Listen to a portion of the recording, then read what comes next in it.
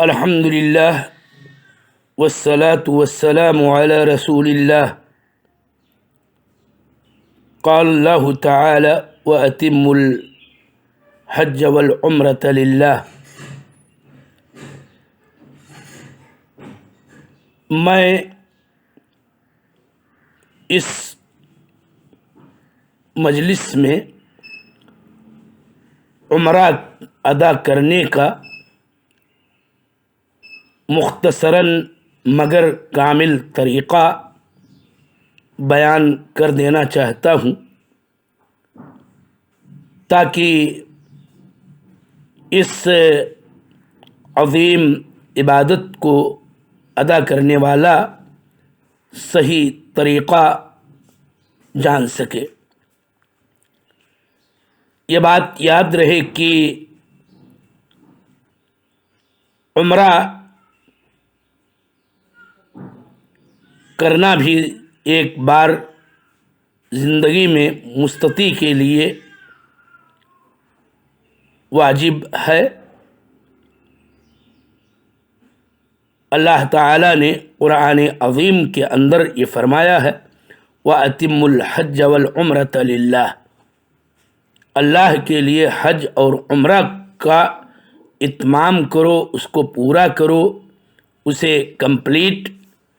طور پر ادا کرو۔ اور اس کے اجر و ثواب کا بیان تو احادیث میں وارد ہی ہے۔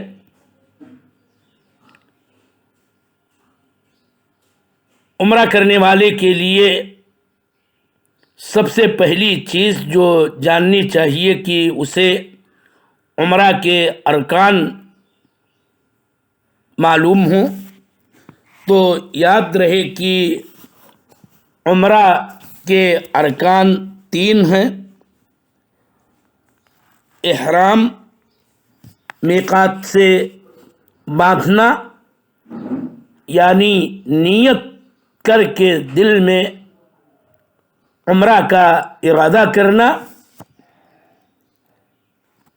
یہی احرام باندھنا کہلاتا ہے۔ اور دوسرا رکن ہے طواف بیت اللہ، اور تیسرا رکن ہے صفا اور مروہ کے درمیان سعی کرنا۔ عمرہ کے واجبات میں سے مقررہ میقات سے احرام باندھنا اور اس کی پابندیاں کرنا، اور دوسرا واجب ہے طواف و عمرہ کے بعد، طواف و سعی کے بعد سر مڈوا لینا یا سر کے بال کتروانا۔ عمرہ کرنے کا عملی طریق یہ ہے کہ جس بھی میقات سے عمرہ کرنے والے کا گزر ہو، وہ وہاں سے عمرہ کی نیت سے احرام باندھ لے، اور اس کے بعد تلبیہ پکارتے ہوئے بیت اللہ جو مکۃ المکرمہ میں واقع ہے اس کی طرف روانہ ہو۔ مکہ پہنچنے کے بعد باوضو ہو کر بیت اللہ کے اندر داخل ہو، مسجد حرام میں داخل ہو، اور کعبۃ اللہ کے پاس پہنچے اور بیت اللہ کا طواف کرنے کا آغاز کرے، جس کی ابتدا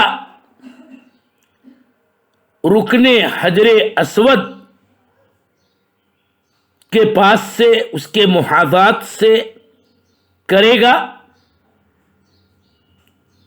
اور بسم اللہ اللہ اکبر کہہ کر کے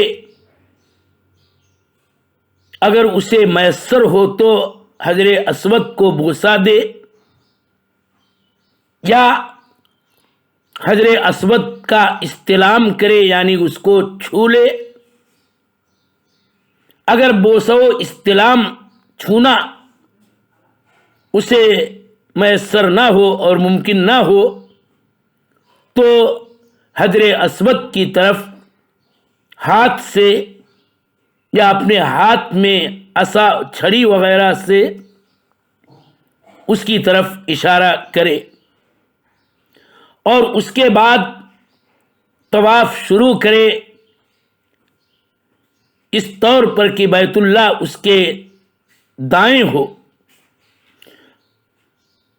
اور اس حالت میں مرد جو ہے اپنے احرام کے لباس میں سے چادر کو استباء کی حالت میں کرے گا، بائیں طور کی دایاں کندھا اس کا کھلا ہو اور بایاں کندھا ڈھکا ہوا ہو۔ طواف میں چلنے کی صورت میں پہلے چکر میں اور اسی طرح سے دوسرے چکر میں، اسی طرح سے تیسرے چکر میں رمل کرتا ہوا چلے گا۔ رمل دلکی چال کو کہتے ہیں، چھوٹے چھوٹے قدموں کو سینے کو اچکاتے ہوئے چلنا، یہی رمل کہلاتا ہے، جو طواف کعبہ کے ابتدائی 3 چکروں میں کرنا چاہیے۔ طواف کرتے ہوئے اس بات کا خیال رہے کہ حتیم کے باہر سے، حجر کے باہر سے وہ گزرے گا اور چلے گا کہ یہ بیت اللہ ہے، اور پھر جب رکنے یمانیین میں سے حجر اسود کے سامنے والے رکن پر پہنچے گا تو بسم اللہ اللہ اکبر کہہ کے خالی اس کا استلام کرے، اسے چھوئے۔ اس رکن سے لے کر کے رکن ایمانی جو اس میں حجر اسود نصب ہے، اس کے درمیان خصوصیت کے ساتھ ربنا آتنا فی الدنیا حسنہ وفی الآخرۃ حسنہ وقنا عذاب النار پڑھتا رہے گا، تاکہ رکن حجر اسود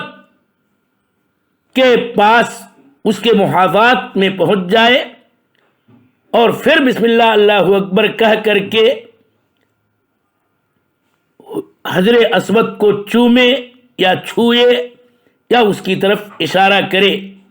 اور اس طرح سے اس کے طواف کا یہ پہلا چکر پورا ہو گیا۔ پھر دوسرا چکر شروع کرے گا، اور یہیں پر اس کا دوسرا چکر پورا ہوگا۔ 3 چکر رمل کے ساتھ کرے گا۔ چوتھے چکر کے بعد رمل یعنی چھوٹے چھوٹے قدموں کو سینے کو اچکاتے ہوئے اب چلنا بند کر دے گا، بلکہ معمول کی چال چلے گا، اور اسی طریق سے وہ 7 چکر پورا کرے گا۔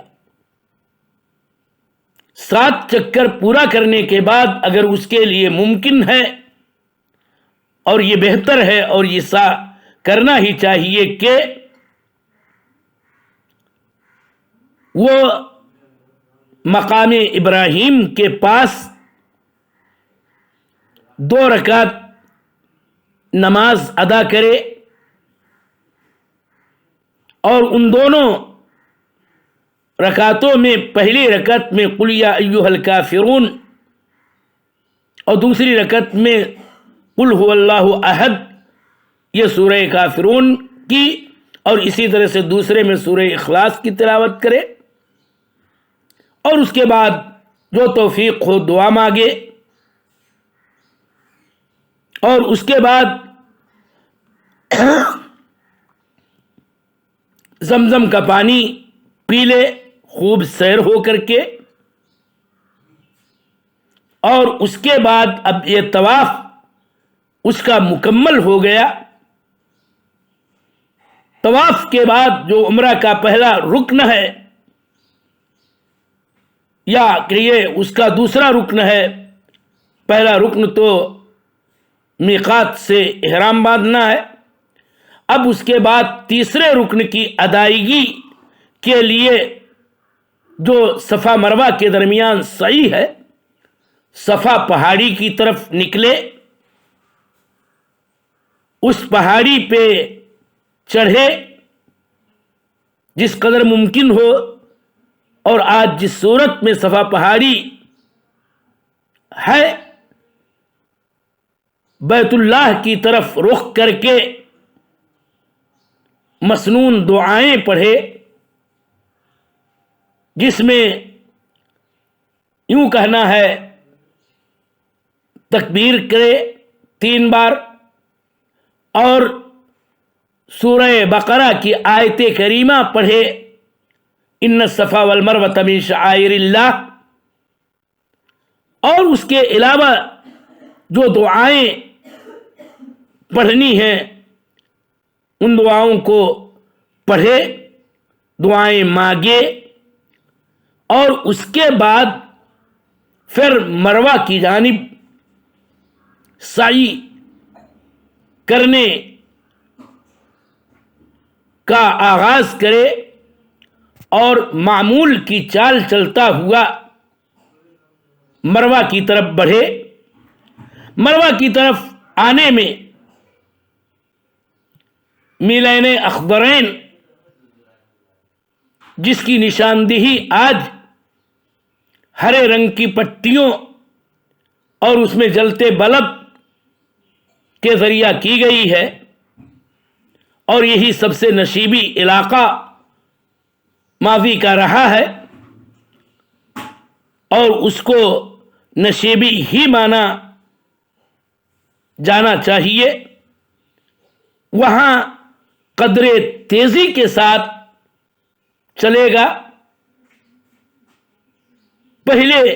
ہرے نشان سے دوسرے ہرے نشان تک، اور یہ صرف مرد کے لیے تیزی کے ساتھ چلنا ہے، اگر عورت ہو تو وہ ہر حال میں معمول ہی کی چال چلے تاکہ مروہ پر پہنچ جائے۔ مروہ پر بھی پہاڑی پر چڑھ کر کے اونچائی پہ جا کر کے بیت اللہ کی طرف رخ کر کے وہ دعائیں پڑھے جو مروہ پہ پڑھا ہے، جس قدر بھی اس کو یاد ہو یا دیکھ کر کے لکھے ہوئے تمام دعاؤں کا ورد کرے، اور اس کے بعد مروہ سے پھر دعا کر لیا ہے، یہ اس کا ایک چکر پورا ہو گیا ہے، دوسرے چکر کے لیے صفا کی جانب چلے تاکہ اس ہرے نشان کے پاس پہنچے، تو پھر صفا کی طرف جو دوسرا نشان ہرا والا ہے ان دونوں کے درمیان قدر تیزی کے ساتھ چلے تاکہ مروہ پہ صفا پہ پہنچ جائے۔ صفا پہاڑی پر چڑھ کر کے بلندی پر ہو کر کے بیت اللہ کی طرف رخ کر کے پھر دعائیں پڑھے، خوب دعائیں مانگے، یہ دوسرا اس کا چکر پورا ہوا۔ اب اسی کیفیت کے ساتھ اس کو پھر مروہ کی طرف چلنا ہے، پھر مروہ سے صفا کی طرف، اور صفا سے مروہ کی طرف، مروہ سے صفا کی طرف، صفا سے مروہ کی طرف، اور یوں یہ بات جاننی چاہیے، اس کو گنتے رہنا چاہیے اچھی طرح سے، اور یوں مروہ پہاڑی پر اس کا 7 چکر پورا ہوگا، اور مروہ پہاڑی پر دعائیں مانگنے کے بعد اب یہ سعی بین الصفا والمروہ پورا ہو گیا۔ اس کے بعد مرد ہے تو اسے اپنے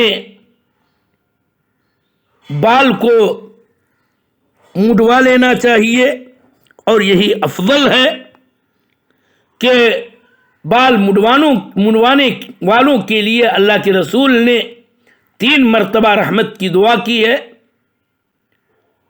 اور یہ بھی جائز ہے کہ وہ بال چھوٹے کروا لے، بال کتروا لے۔ اگر مسلمان بندی یہ عمرہ کر رہی ہے تو اس کے لیے اپنے سر کے چوٹی سے انگلی کے پور کے برابر بال کٹوا لینا ہے، اور اس طرح سے اس کا عمرہ پورا ہو گیا۔ اب وہ احرام کھول دے گا، کھول دے گی، اور یوں اس کا عمرہ پورا ہو گیا۔ یہی عمرہ کا طریق ہے، اور اسی طور پر اسی کیفیت و صفت کے ساتھ عمرہ ادا کرنا چاہیے۔ اللہ تعالی کسی بھی بندے کی اس عبادت کو، جس کو توفیق ملے، قبول فرمائے۔ یہی عمرہ کا طریق ہے، اور یوں عمرہ اس کا مسنون طریقے سے، مشروع طریقے سے پورا ہو جائے گا۔ یہ ہے عمرہ ادا کرنے کا مکمل طریق۔ اللہ تعالیٰ سب کو عمرہ کرنے کی اور اسی طرح سے استطاعت رکھنے والوں کو حج کی توفیق عطا فرمائے۔ وصلی اللہ علی نبینا وسلم۔